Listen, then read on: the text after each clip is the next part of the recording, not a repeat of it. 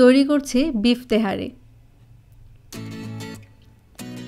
প্রায় 1 কেজি পরিমাণ গরুর মাংস আমি এভাবে ছোট ছোট কিউব করে কেটে নিয়েছি। তেহারির মাংসটা কিন্তু একটু ছোট হয়। আদা বাটা দিয়ে দিলাম 2 টেবিল চামচ, রসুন বাটা 2 টেবিল চামচ, সরিষা বাটা 1 টেবিল চামচ, জয়ফল জয়ত্রী বাটা 1 টেবিল চামচ, শুকনো মরিচ গুঁড়ি 2 চা চামচ, টক দই আধা কাপ, লবণ 1 চা চামচ। এবার এটাকে আমি খুব ভালো করে মাখিয়ে নিচ্ছি। খুব ভালো করে মাখালে মাংসের ভেতর মশলাগুলো খুব ভালো করে ঢুকবে। আমি এখানে খোসা ছাড়িয়ে 2টা জয়ফল নিয়েছি, ঠিক সম পরিমাণ জয়ত্রী নিয়ে পানি দিয়ে বেটে নিয়েছি। আমি জয়ফল জয়ত্রীটাকে কিন্তু ভেজে নিইনি, কাঁচা দিলে গন্ধটা খুব ভালো লাগে। মাখানো হয়ে গেছে। এবার আমি মাংসটাকে প্রায় ঘন্টাখানেক ম্যারিনেটের জন্য রুম টেম্পারেচারে ঢেকে রেখে দিচ্ছি। একটা প্যানে 1 কাপ পরিমাণ সরিষার তেল দিয়ে দিচ্ছি, 3টা তেজপাতা দিয়ে দিলাম, ছোট এলাচ দিয়ে দিচ্ছি 3-4টি, দারচিনি 2-3 টুকরো, লং 4-5টি, গোলমরিচ 10-12টি দিয়ে এবার আমি এটাকে নেড়ে দিচ্ছি। একটু ওয়েট করতে হবে যতক্ষণ পর্যন্ত গরম মশলাগুলো চারপাশে বুদবুদ না ওঠে। একটু ফেনা হয়েছে, তার মানে গরম মশলাটা রেডি হয়ে গেছে।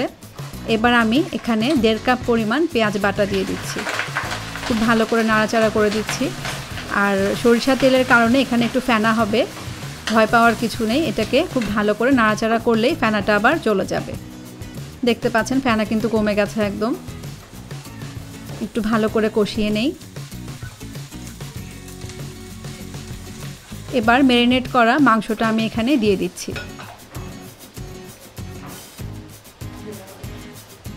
আবার একটু নাড়াচাড়া করে দিচ্ছি। বাটিটাতে অল্প একটু পানি নিয়ে ধুয়ে দিয়ে দিচ্ছি, তাহলে সবগুলো মশলা মাংসে চলে যাবে। একটু ভালো করে নাড়াচাড়া করি।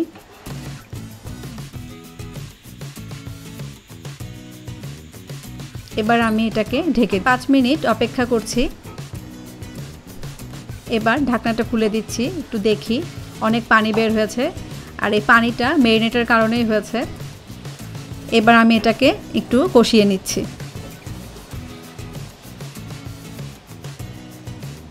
আবার ঢেকে দিচ্ছি মাংসটা সেদ্ধ হওয়ার জন্য। এবার প্রায় 10 মিনিট অপেক্ষা করছি। 10 মিনিট হয়ে গেছে, দেখা যাচ্ছে পানি একদম শুকিয়ে গেছে। এবার আমি এটাকে একটু কষিয়ে নিচ্ছি। একটু ঘন ঘন নাড়াচাড়া করতে হবে।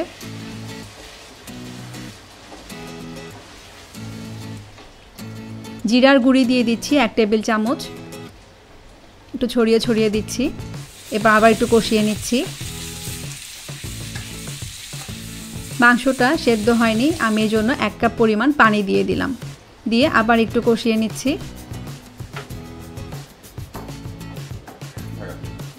ঢাকনাটা দিয়ে দিলাম, আবার অপেক্ষা করছি 5 মিনিট। পানি শুকিয়ে গেছে,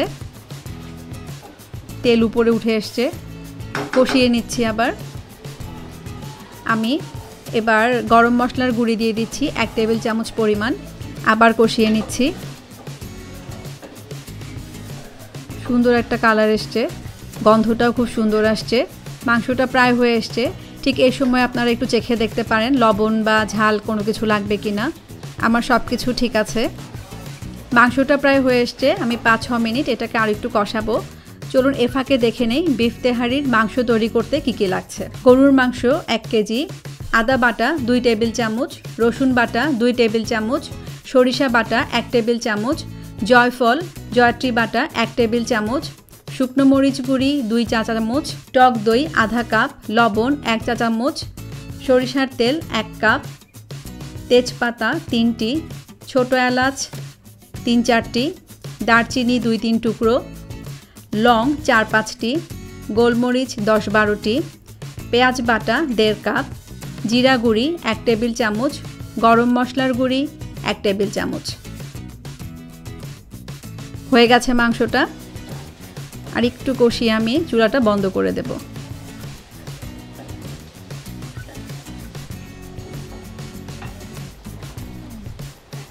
এবার আমি পোলাওটা তৈরি করে নিচ্ছি। একটা প্যানে আধা কাপ পরিমাণ ঘি দিয়ে দিচ্ছি, তেজপাতা দিয়ে দিচ্ছি 2-3টি, একটু ছিঁড়ে দিলাম, দারচিনি দিয়ে দিলাম 2-3 টুকরো, এলাচ 4-5টি, লং 3-4টি, গোলমরিচ 7-8টি। আবার নাড়াচাড়া করছি, বুদবুদ ওঠা পর্যন্ত অপেক্ষা করছি। পেঁয়াজ কুচি দিয়ে দিচ্ছি, একটু বড় আকারের পেঁয়াজ কুচি করে নিয়েছি, দিয়ে দিলাম। এবার পেঁয়াজটাকে একটু ভেজে নিচ্ছি। পেঁয়াজটা একটু ব্রাউন কালার হয়ে আসা পর্যন্ত অপেক্ষা করছি।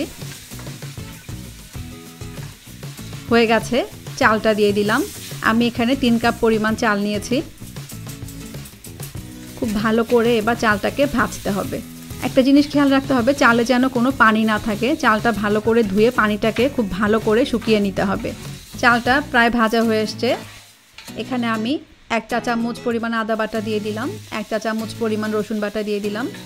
এবার খুব ভালো করে আবার চালটাকে ভেজে নিচ্ছি। খুব ঘন ঘন নাড়তে হবে, আর আঁচটা আমি এখানে মিডিয়াম করে দিয়েছি, না হলে চালটা নিচে লাল হয়ে যাবে।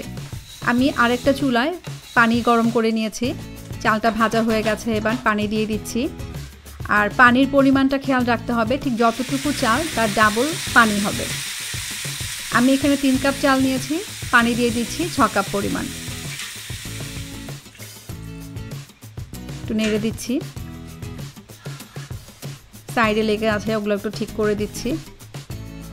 লবণ দিয়ে দিচ্ছি 1 চা চামচ, একটু ছিটিয়ে ছিটিয়ে দিচ্ছি, আবার একটু নেড়ে দিচ্ছি, তাহলে লবণটা চালের সাথে পানির সাথে ভালো করে মিশে যাবে। এবার মাংস থেকে ঠিক যতটুকু সম্ভব ঝোল আর তেলগুলো নিয়ে দিয়ে দিচ্ছি, কিন্তু মাংসটা আমি এখন দেব না। নেড়ে দিচ্ছি, তাহলে ঝোলগুলো চালের সাথে খুব ভালো করে মিশে যাবে। হয়ে গেছে, এবার আমি এটাকে ঢাকা দিয়ে দিচ্ছি। চাল না ফোটা পর্যন্ত অপেক্ষা করছি। পানিটা প্রায় শুকিয়ে এসছে, এবার আমি এটাকে দমে দেব। চুলার উপরে একটা তাওয়া বসিয়ে দিলাম, আঁচটা একদম বাড়িয়ে দিলাম, ফুল আঁচ। হাঁড়িটাকে ওই তাওয়াটার উপর এবার বসিয়ে দিচ্ছি, তাহলে একদম ডাইরেক্ট তাপটা লাগবে না।